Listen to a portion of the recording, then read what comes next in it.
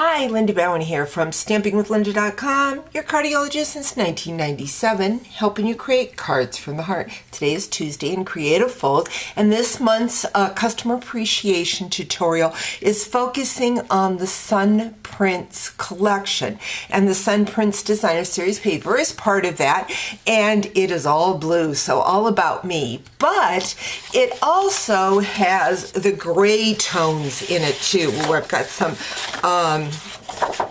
duplicates here of the same, but today's Creative Fold is going to focus on the grays and the whites. This past week I had a challenge for my team that come due. I got over 80 cards in the challenge, so I'm going to have lots to share with you.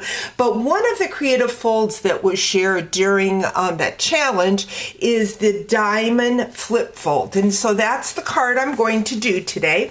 And I am going to use, like I said, that Designer Series paper, but I'm using the other side, the gray tones. And I don't know how well you're going to be able to see in the video, but I took the two pieces of Designer Series paper and I ran them through my Stampin' Cut and Emboss machine with my Fern 3D folder, and it really gives that Designer Series paper such a nice texture.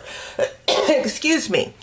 I also am going to be using the new iridescent basic jewels, and these just sparkle, have a beautiful shine to them. I also used the Stylish Shapes dies. These are a new die set in the annual catalog, and it's cool because it has the stitched squares, circles, and banners in layering sizes. So I cut two of them with a white, and then I stamped with the Natural Prints stamp set that is part of that Sun Prints collection, and used the Smoky Slate ink pad. I used the fern just to edge around that. I also did a piece of basic white. This measures 3 1/8 by 4, and I used that inking technique that I did a couple weeks ago during my technique video with that fern. Love, love, love that fern folder. So let's go ahead and get started. I'm going to bring in my trimmer. I have a piece of the Smoky Slate cardstock. This measures 4 1/4 by 11, and we only need to score it twice. So we're going to score it at the 2 1/8 and the 5 1/2. And I want you to be able to see those score lines really well. And what I'm going to do is I'm going to put the top of this paper back in my trimmer.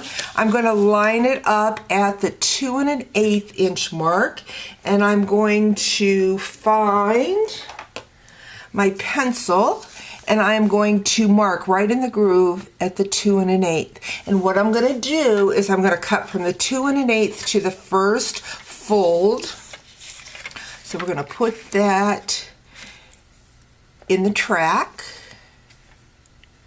like so, and cut that, and then we're going to cut the other way from the tip to the corner.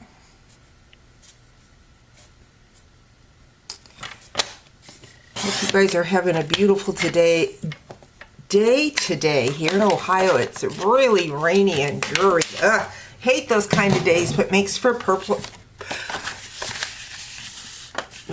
the perfect day to be in your stamp room. So we have this triangle, and now what we're going to do is we're going to bring in our piece of Designer Series paper that we ran through the folder. This measures 4 inches by 5 1/4, and that is going to go into the inside of our card. Oops, helps if I put it the right way. Boy, it's a little bit of an optical illusion when I look at that with the embossing. Then we have another print of the Designer Series paper. This measures 3 1/8 by 4. Again, that blue is on the back. Like it that Stampin' Up's Designer Series paper, the back side is always a neutral print so that you can use all the time. On the inside, I'm going to take that basic white that I've colored the fern 3D folder with. So we've got that. Then we're going to bring in our square that we cut out with the stylish shape dies. I wanted to add adhesive just on the one side. Now I could have used, since these are layering dies, I could have used 2 of the squares, but I only used the one, and I'm using the gray from the card base for a background. And now what we're going to do is we're going to add this square to the inside. Now I have found the best way to do that is to add my adhesive and just turn this over and layer it on top so the adhesive is